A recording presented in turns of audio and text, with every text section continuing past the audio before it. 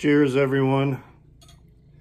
That's exactly what it's like outside, that little video preview that you saw. And I don't know if you can hear the snow blowers outside working, but yes, first real storm of Chicago. It's Calvin Wazoo, Richard here, bringing you another video. And this is going to be a combination reply to two threads that are happening right now.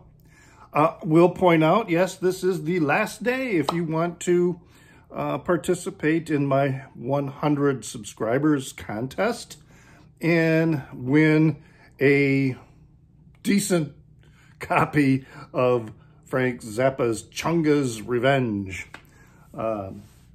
Anyway, it's been fun. We got some more entries in there, but you still have until the end of today, and I actually will not check until tomorrow, and then begin making sure that I got everybody's entry. But today it's about some other threads from some other channels. So the two threads that I'm combining is one that's being offered by a channel I recently found, That Old Goats Vinyl.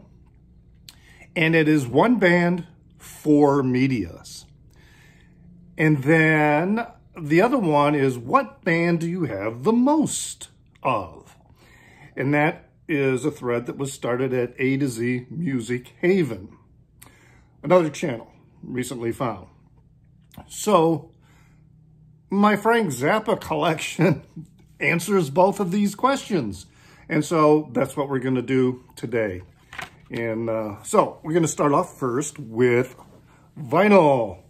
So these two cubicles here is my Frank Zappa collection on vinyl at the moment, constantly adding to it. So it's pretty much in chronological order. You know, we start here with Freak Out. I have two copies of, make that three copies of Freak Out. And then we've got We're Only In It For The Money, or I'm jumping too fast. Absolutely Free.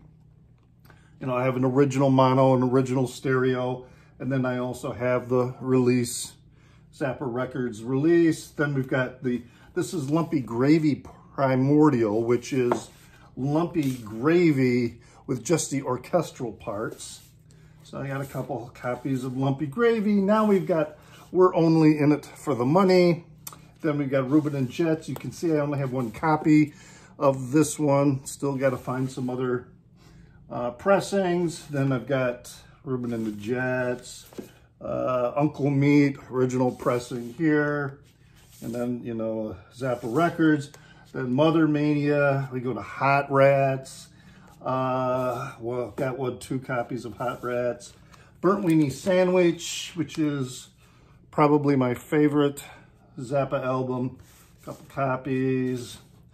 Weasels Rip My Flesh. Got that. Chunga's Revenge. Nice Japanese pressing. And a couple other pressings. Actually, three other pressings, which is why I am giving it away, because I have two Bizarre Label pressings. Fillmore East. Don't have that on the Bizarre Label yet. I'm still actually working on that. Then we go to just another band from LA, German pressing, another couple pressings of that. And we've got Waka Jawaka, and probably one that you notice I've skipped over. This is the 200 Motels. Got that was in there. Here's another nice Japanese pressing of Waka Jawaka. Then we got the Grand Wazoo. Going into three copies of Overnight Sensation. I got two copies of Apostrophe. Then we're going into Roxy and Elsewhere, two copies. Then we've got with Captain Beefheart. And then over here, the other, this is like, sitting on the floor is kind of rough. And then we got, Overnight Sensation. I got a couple copies there. Zoot Allures.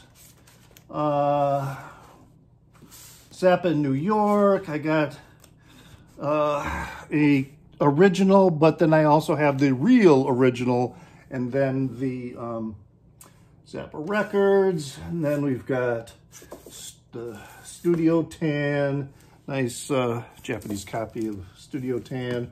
Then we got Sleep Dirt and Orchestral Maneuvers. Got 2 copies of that. Then Tinseltown Rebellion. Then we go into Shake Your Booty, Joe's Garage, as the original releases individually. I'll get the box set eventually because that is a separate release. Then we've got Jazz from Hell, Shut Up and Play Your Guitar box set. This is where I start getting into that I don't have everything necessarily in sequence, because we're getting into the later material in Zappa's career, a lot of which I'm not that big a fan of, and it's also a little more difficult to find, actually. A promotion here of some cuts from Thingfish and Them or Us.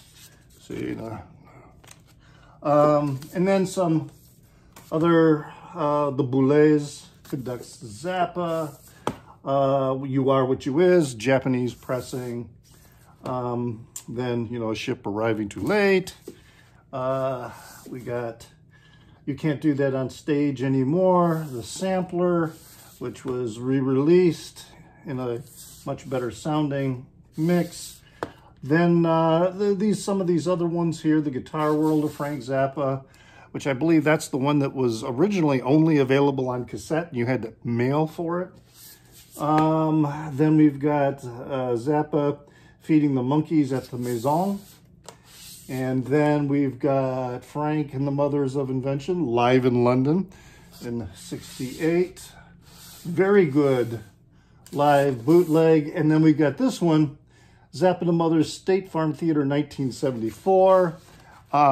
It sucks. So that is the Zappa on the format vinyl. Okay, so now we move to Zappa on the format CD. There's the CD box set for the Hot Rats sessions. And then up here, we have the CD box set for the 40th anniversary of Live in New York. And then over here are the other CDs. This row, and up to here.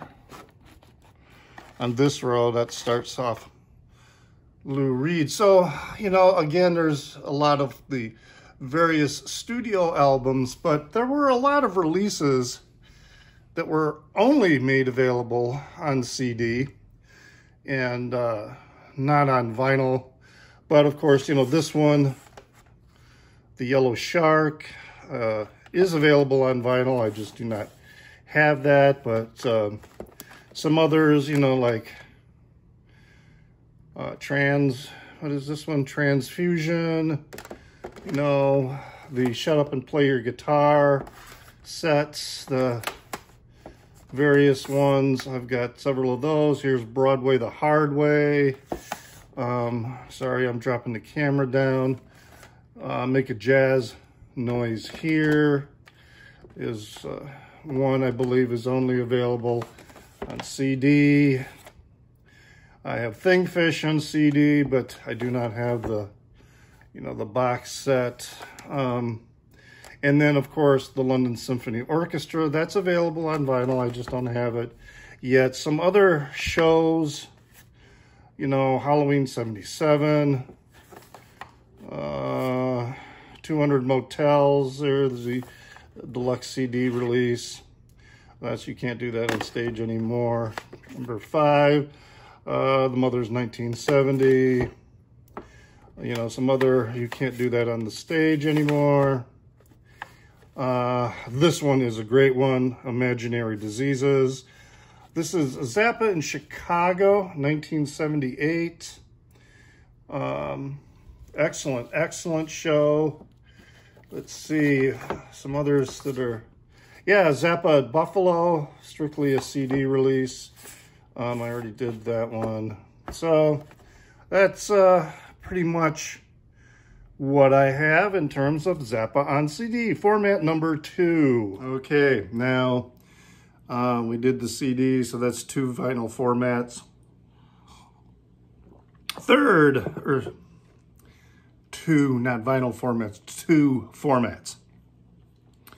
Third format, I have DVDs. Okay, so this is the Torture Never Stops. This is the Palladium New York City Halloween Show, 1981. I don't necessarily collect the DVDs. I mean, they're fun to watch sometimes, but you know, not big on that too much. Then we have this one. Frank Zappa Does Humor Belong in Music? This is also a New York concert from the Pier in August of 1984. You know, I don't have a copy of the film 200 Motels. I've seen it, and it's a terrible film. All right, so that is 3 formats. Now, 4th format are these 2 items. This is Frank Zappa Halloween, and then this is Zappa Quadrophiliac. And what this is a combination of DVD. It's a DVD and audio disc. You know, and I bought these when they were kind of available, and yeah, no, I really don't have the proper equipment to play them, but I thought, what the hell?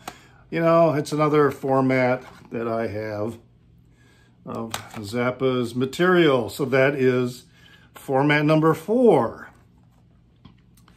Format number 5, these are going to look, you know, these are CDs that I have made, but what they are from digital downloads. These are bootlegs of concerts that were circulated for, you know, many years on the internet. I got those files, you know, depending on the source material. I mean, some of them were FLAC files. And so some of these have been released, polished up and released on vinyl, but these are all taken from the original bootleg files. We've got, for example, this is the Falconer Theater in Copenhagen from March of 1979.